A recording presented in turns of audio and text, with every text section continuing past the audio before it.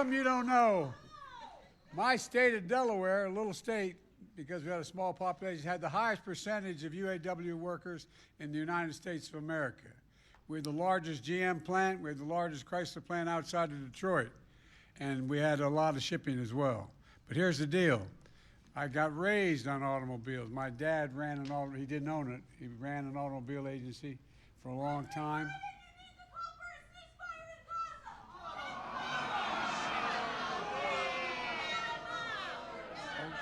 No, let it go. Let it, no. No, let it, it's okay. Anyway.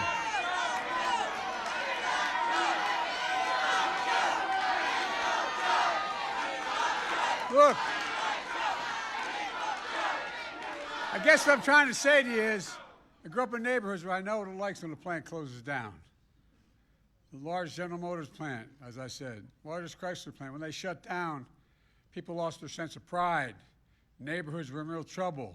People wondered whether they're going to stick around, what was going to happen to their families. It's a big, big deal. So this opening of Belvedere again is a gigantic deal as far as I'm concerned.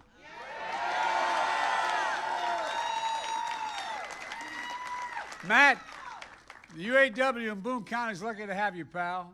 It's good to be in Illinois with so many friends. And Gov, you've done one hell of a job. You work so darn hard to get jobs back here in Belvedere. And by the way, you don't want to be on the other side of this guy. He knows what he's doing. And two members are here from the outstanding congressional delegation, Bill Foster and Eric Sorensen. Bill, where are you? There they are.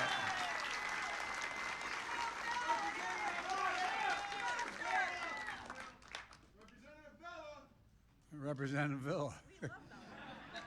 To know he's here. And one of your great senators, where are you? I'm sorry, man. And two of your great senators, Dick Durbin and Tammy Duckworth, can't be here because they're in Washington voting. But they just stay back. And by the way, they fight tirelessly for the people of Illinois. And Durbin busted his neck in this job, too, as well. Look, folks. They've worked nonstop to bring good jobs back to Belvedere. Two people of my team are here who did so much to support UAW negotiations. Our acting Secretary of Labor, Julie Sue, where are you, Julie, and Gene Sperling. I think Sean would tell you they did a hell of a job, and thank you to all the state and local leaders here today. But most of all, to the members of the UAW, you're tough as they come. First outfit to ever endorsed me as a 29-year-old kid when I was running for the United States Senate, and with me my whole career. You know, the fact is, it starts at the top, though, with Shawn Fain. Shawn, you've done one hell of a job, pal. When I called Shawn to congratulate him on this historic deal to the big three automakers, he said, the credit goes to all of you out there, and it does. And it may be true, but it doesn't hurt to have a leader with a backbone like a ramrod. And that's Shawn. You know, he and the entire UAW proved what I've always believed. Wall Street didn't build America. The middle class built America. And unions built the middle class. That was true in the 20th century. It's still true today. And Americans know it. That's why unions are more popular today than they've been in decades. About 6 weeks ago, I went to Bellevue, Michigan, to join your brothers and sisters in the picket line. I brought back a lot of memories of my marching on picket lines as a United States Senator. But what I didn't realize was the first time a president ever did that. It was second nature. No, I'm serious. I didn't know that. That shirt looks good on you. Well, I tell you, I've worn this shirt a lot, man. You have no idea. I've been involved with the UAW longer than you were alive, man. Look, that day in Michigan, I said the auto strike was about a simple proposition. You guys sacrificed to save the automobile industry. from the middle of a final. No, that's a fact. You did. Some of you weren't around. You were too young. But I mean it. But the financial crisis more than a decade ago. And now the auto companies were doing incredibly well. So auto workers should be doing incredibly well as well. You saved the auto industry. And they should step up for you. A simple proposition. You kept the picket line going for 46 days. You kept your negotiations working around the clock, negotiators. And in the end, the deal you reached set a new standard. Over 30% increase in wages with the cost of living adjustments. Bigger pay increases over the next 4.5 years than the last 22 years combined. Greater retirement security, more paid leave, and commitments by the big three to create thousands more full-time middle-class jobs, investing tens of billions of dollars, building the auto future made in America. Look, folks, these deals are game changers, not only for UAW workers, but for all workers in America. Just ask the folks at Toyota, which last week announced it would significantly finally increase wages for their workers. You had no choice. They had no choice because of what you did. You helped everybody. And look, I want to thank you for your commitment to the solidarity for exercising your right to bargain collectively. You made this happen. And by the way, it's a bigger thing I think even you all realize. You're changing the face of the country economically. I also want to recognize Ford, GM, and Stellantis. They negotiated ultimately in good faith. And as a result, all the workers will be rewarded. And the iconic big three are going to still lead the world in quality and innovation because of you. Yeah. Look. But I'm a little selfish. I want this type of contract for all auto workers. And I have a feeling UAW has a plan for that. The future of the automobile industry will be made in America by American union workers. And I see the future here in Belvidere. Belvidere Assembly Plant was the beating heart of this community for nearly 6 decades, just like it was back in Delaware, where I was raised. 8 months ago, the plant idled indefinitely. 1,200 of you lost jobs. When that happens, a community loses more than jobs. It loses a sense of pride, loses a sense of being, loses a sense of dignity. What do you turn and say to your kids? What do you say to one another? Everything changes. It's devastating. Then this June, I had a combination with Matt from the local UAW, as he just described. He said, tell me, what's going on with Belvidere? He told me how critical it was to get that plant up and online again. So I told my team, make Stellantis know Belvidere is a priority. And I got on the phone and let him know personally I thought it was a priority. No.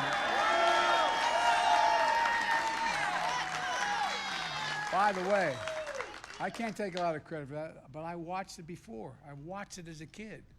I watched it as a senator. I watched what happened in my community. It changed everything. The state had a lot of other things going, but those folks were hurt badly. I can tell you one thing. It was my priority for you as well as a priority for all of you. That's why I personally brought it up with Mark Stewart, the head of North American Stellantis. Meanwhile, the UAW fought like hell to get these jobs back. And now you've secured nearly $5 billion in new investment to bring thousands of jobs back to Belvidere.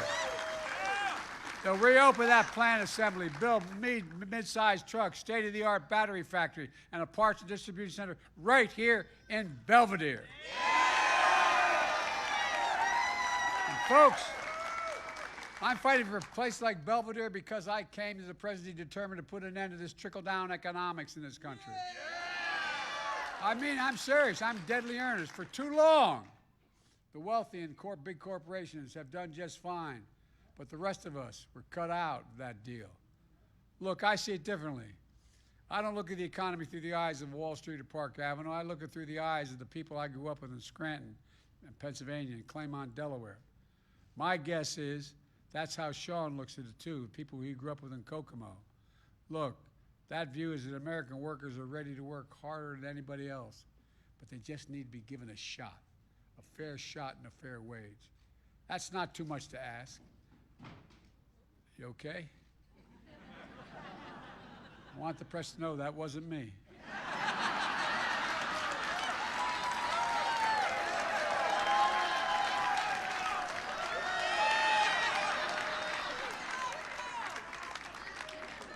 You know, my dad used to have a saying, for real. He'd say, Joey, a job's about a lot more than a paycheck. It's about your dignity. Yeah. It's about, no, it really is, about respect. It's about your place in the community. It's about being able to go home and look at your kid in the eye and say, honey, it's going to be okay, and mean it. Yeah. Well, guess what? That's exactly what's happening in Belvedere again. Yeah. With this UAW contract, you'll be treated fairly. You'll get a fair share of what you produce, and you'll get the dignity and respect you deserve right here at home.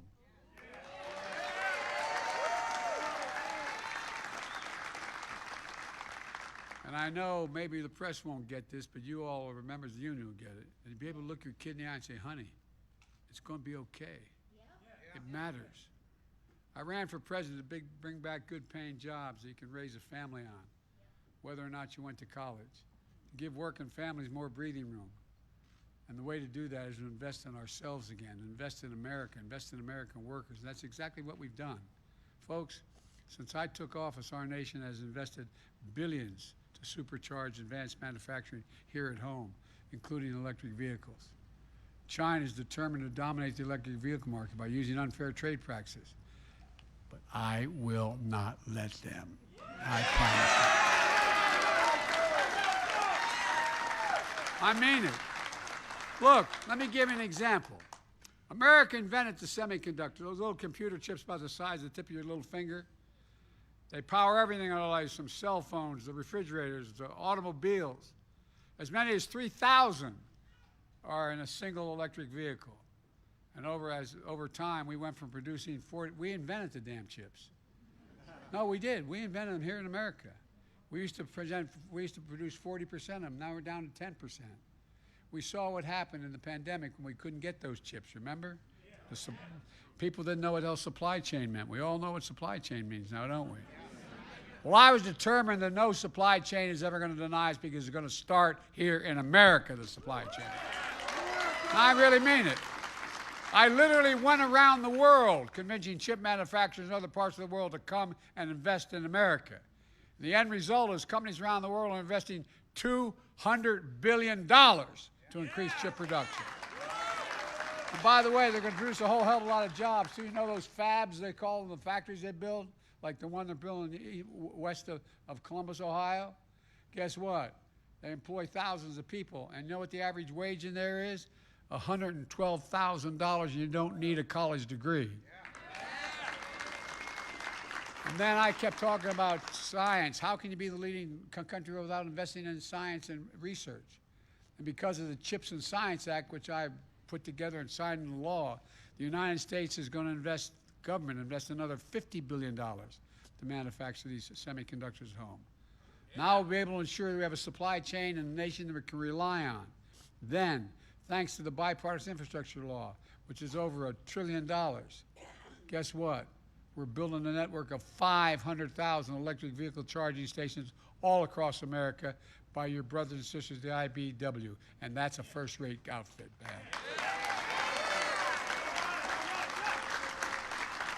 These charging stations will be easy to find and reliable as any gas station. You'll be able to travel across the nation. And then we had the thing called the Inflation Reduction Act, which I put together, which I might add, not one guy on the other team voted for. And that law has driven nearly $100 billion in investment in electric vehicles and EV batteries here at home. And my administration announced $12 billion to convert the existing auto factories to manufacture electric vehicles if they're in the transition. Because I strongly believe when a company transitions to a new technology, they should retool, reboot, and rehire in the same factories with the same workers in the same community that existed there before. They should get the first shot at the jobs. That's what you made happen here in Belvedere, and it should happen all across America. Let me tell you all the investments we're paying for, we're paying off. Sales of electric vehicles here at home have tripled since I took office. 80% of electric vehicles on the road today were made in America. And that means good paying jobs for American auto workers. That also means, let's think about this. When my predecessor, the distinguished, anyway.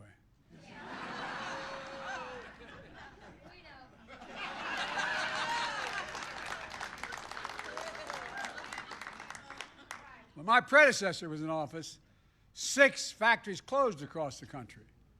Tens of thousands of auto jobs were lost nationwide. And on top of that, he was willing to cede the future of electric vehicles to China. He said if America invested in electric vehicles, it would drive down wages. It would destroy jobs. It would spell the end of the American automobile industry. Well, like almost everything else he said, he's wrong. And you have proved him wrong. Instead of lower wages, you want record gains. Instead of fewer jobs, you want a commitment for thousands of more jobs. Instead of less involvement and investment, you encourage American automakers to invest $40 billion in American auto industry beginning now. $40 billion. And then we're going to shut down. Remember my other guy? And here's the difference. When you're in the middle of a fight, I stood and others stood with you shoulder to shoulder on that picket line. My predecessor went to a non-union shop and attacked you. Yes, he did! Yes, he did! I hope you guys have a memory. Where I come from, it matters. The truth is, if you hadn't listened to him, thank God you didn't. If you listen to him, since I became president, thanks to the investments we made in more than 20 new auto plants have opened across America. 20 new autos opened, not closed. And as a matter of fact, more already on the way, and 0 closed. My administration will keep working to make sure UAW has what it needs to outcompete China and everyone else in the world. I've reminded other world leaders it's never, never, never been a good bet to bet against America. It's never been a good, not a joke, not a joke. When we invest in America and Americans, we never lose. Look, it's been true through our history and it's still true today. Folks, you know what I knew growing up. For too long, the economy hasn't worked for working people in the middle class. And again, that's why I'm determined to build an economy to build from the middle out and the bottom up instead of the top down. Not a whole lot trickled down to my dad's kitchen table from that trickle down economics. When we do that, the poor have a ladder up, middle class does well, and the wealthy still do very well, even though they don't pay their taxes. No, they got to start paying more tax. Corporate. We all do well and America prospers. And the critical piece of growing the economy is worker power. I'm not just saying that. From an economic standpoint, it's worker power. You know, the agreements forged by Sean and the brothers and sisters of UAW show how collective bargaining gives workers a seat at the table. And when that happens, you ensure your wages and compensation honor your contributions. And your employers succeed as well. They don't lose, they succeed. They do better. They secure the pay and benefits you can raise on family on, retire with dignity. And I might add, the deals you struck show how collective bargaining works for companies as well. Look, the strong relationship between workers and management can mean record profits leading to record contracts. We're seeing it across the board, from UAW to rail workers, to port workers, to Teamsters, to health workers, to writers. Did you see they settled a strike? And you guys are really a harbinger. They settled a strike in Los Angeles. Now you'll be able to see whatever the hell you want to see. But look, it matters. I asked the U.S. Department of Treasury to do a full-blown study to determine, and they recently released a report showing that how unions are not just good for union workers, but non-union workers as well. You're right. No, but everybody, for the longest time, you know as well as I do, 10 years ago, the reason we were in trouble was unions. It's the exact opposite. Unions raise the standard across workplaces and industry, pushing up wages and strengthening benefits for everybody, whether you're a union member or not. So let me close with this. Our economy has made strong gains since I came to office. We have the strongest economic growth and the lowest inflation rate of any major economy in the entire world. We got more to do. We got more to do. But our economy grew, we'll bore you with a statistic, 4.9% last year. That's the highest growth in 2 years. More people are working today than ever in the United States of America, more. Unemployment has been under 4% for 21 straight months. That hadn't happened in a long time. Inflation has come down 2/3 since last summer, and it's going to come down more. And wages are actually going up, not just in your industry, but wages are going up. It's a fancy way of saying is median household wealth has grown by 37% since the pandemic, meaning people are better off, 37% better off. We have more to do, but we're finally building an economy that works for the people, working people, the middle class, and as a consequence, the entire country. When you look out at all of you in the communities like Belvedere, I see real heroes of your story. You know, you and the American worker, you're the American people. Because of you, I can honestly say, and I mean this from the bottom of my heart, I've never been more optimistic about America's future than I am today. And I know I only look like I'm 30, but I've been around a long time. We have to just keep going. Think about this. Is there ever anything America set its mind to as a nation that we've done together that we haven't succeeded? Not a joke. Ever. Anything. Well, you know, Donald Trump often says we're now, quote, we're now a failing nation. We're a nation in decline. And by the way, the reason I mention it is these mega Republicans. I don't know where they come from. No, I mean it sincerely. But that's not what I see. I, like you, I know this country. I know what we can do. And folks are given half a chance. That's why I'm so optimistic about our future. We just remember who we are. We are the United States of America. There is nothing beyond our capacity if we work together. Nothing, nothing, nothing. And you're making it happen. God bless you all. May God protect our troops. Thank you.